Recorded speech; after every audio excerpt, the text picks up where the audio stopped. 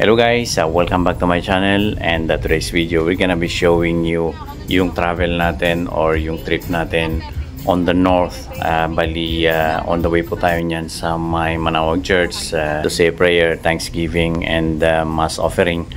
Yan po yung nadadaanan natin. So sa lahat po ng mga magbabakasyon via Norte at dadaan po ng Manaoag ay considered dropping by or passing here in Manaoag para makapag dasal to say your prayer and thanksgiving here in Manaoag Church. So yan po yung way in going there, at saka ganito po yung yung lugar dito sa may Manaoag.